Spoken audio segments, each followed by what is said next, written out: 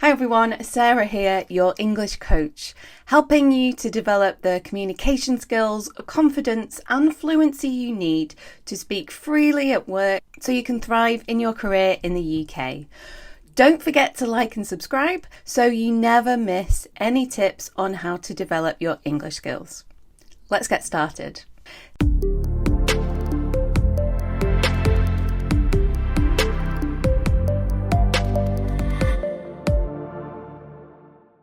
Hi everyone, in today's video I want to talk about something that affects all people when they're working in the UK. What to do when you don't understand someone or you're not entirely sure if you understood somebody correctly.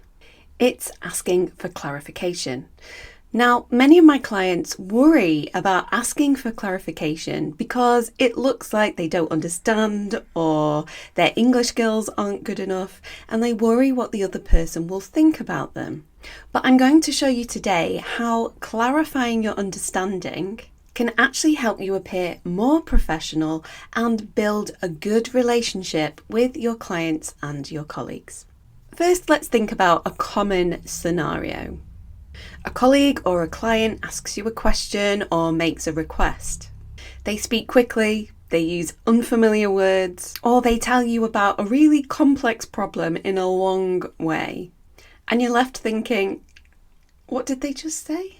If this happens to you, I want you to remember a really important point. It might not be you. Not everyone communicates clearly, not even native English speakers. We can speak quickly, we can use unclear language, so don't automatically blame yourself and your English skills if you don't understand someone. Okay, now let's talk about some basic clarification techniques. If you have no idea what somebody has just said to you, there are simple phrases you can use. I'm sorry, could you repeat that please? Would you mind speaking a bit more slowly, please? Could you say that in a different way? These are all polite requests if you don't understand. Now, if there's just one word you don't understand, you can be more specific. What do you mean by insert specific word? Or I'm not familiar with the word insert specific word. Could you explain it? These are completely normal requests and things that native speakers might say. There's nothing unprofessional about ensuring clear communication. Now, let's address that worry that people will think your English is not good enough if you clarify. I want to encourage you to think differently about this. Think about this scenario. A client explains a really complex problem to you. You think you understand, and you spend the next 5 minutes giving a solution. And then at the end of that explanation, they say, no, that's not what I meant. Now you might think, oh, we'll never get to that. But some of your British colleagues and clients, in order to be polite, might actually wait for you to finish until they say, no, that's not what I was asking. You can see this wastes everyone's time and it's frustrating for both of you. It's always better to clarify immediately, even if you think that you do understand. And this is a useful tip, whether English is your second language or even your first language. It's an active listening technique that's used by effective communicators in any language. When done well, clarification doesn't make you look less competent. It actually makes you look more professional and will help you to build a good relationship with your client or colleague. When a client or colleague presents a long, complex problem, try summarizing what they just said. So what I'm hearing is blah, blah, blah. Or can I just clarify? You want to blah, blah, blah. If I understand correctly, your main problem is blah, blah, blah. In your mind, you might worry that you're revealing your lack of understanding. But actually, in their mind, they're thinking, this person is really listening to me. They feel heard and they feel valued. Let me give you an example. A client might explain a complex issue about the database and give you a deadline. You could respond with, can I just clarify? You're having a technical issue with the database integration and you need this done by Friday. Is that right? They might say, yes, that's right, but actually we need it by Thursday. You could reply, Thursday, got it, thanks for clarifying.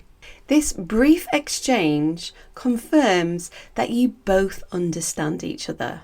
Or we have a great idiom for this in English, you're on the same page. It shows that you care and you really want to get it right. Clients and your colleagues will appreciate that. When I've worked with engineering companies, this clarification process is particularly useful in presentations. Often engineers have to present a client with a proposal. The clients will often ask long, extended questions or even 2 questions in one, which can be confusing. Now, in that moment, you might panic and think, I didn't really understand, but I need to say something. And you answer the question in a long way, only for the client to say, no, that's not what I asked. That makes you look less professional. So in order to prevent this, I've got a great 3-step process. First, clarify the question. Are you saying blah, blah, blah, or are you asking da, da, da?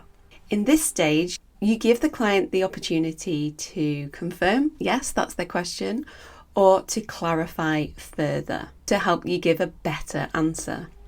Next, validate the question. That's a really good question. That's a question we often get asked. Validating the question also gives you time to think.